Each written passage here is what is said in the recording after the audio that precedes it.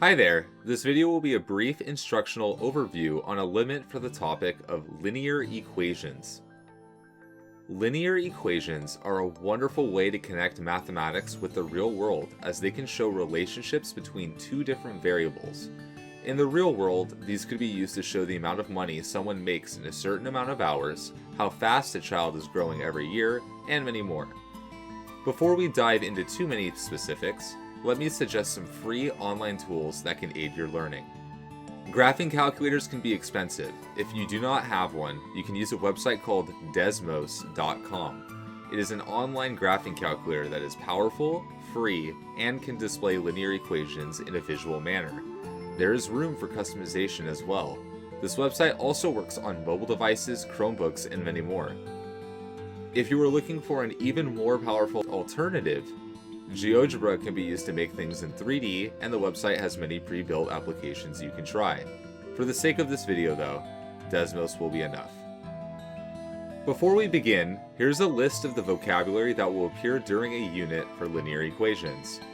Line, graph, axis for both the x-axis and y-axis, vertical, horizontal, ordered pair, or x, y, origin, quadrant, plot or plotting, point, slope-intercept form, or y equals mx plus b, intercept for both the x-intercept and y-intercept, slope, or m, and rise over run.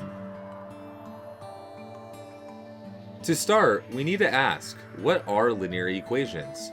You can actually see it in the name. The word linear is made up of the word line. They are equations that make straight lines that go on forever. To show a linear equation, we need to put it on a graph, which is a diagram showing the relationship between multiple variables or quantities. Graphs are made up of two lines called an axis, represented by the variables x and y. The y-axis is a vertical line going up and down. The x-axis is a horizontal line going left and right. One trick for remembering horizontal is to think about a sun setting through the horizon. On the graph, you have values of x and y that can be written as ordered pairs. This looks like x, y in parentheses. In the center of the graph, let's divide the graph into four different sections called quadrants. Quadrant 1 is on the top right and is made up of positive x and y values. Quadrant 2 is on the bottom right and has a positive x but a negative y. Quadrant 3 is on the bottom left and has a negative x and y. Quadrant 4 is on the top left and has a negative x but a positive y. On the graph, you can plot points on the grid. Plotting a point is done by counting the grid for the x and y values you have in your ordered pair. After finding where you end up, you make a small dot to represent a point, which is a solution to a linear equation that crosses through it.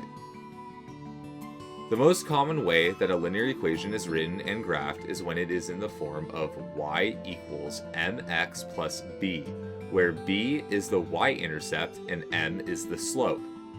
An intercept represents where the line crosses through an axis, symbolizing that the opposite point on the ordered pair is 0. The slope is an incline of a line calculated from rise over run. It's a ratio or a fraction of how much it's rising over how much it is running. And when you rise, you always go up first, so you want to calculate rise first. Another way to look at this is your change in y over your change in x.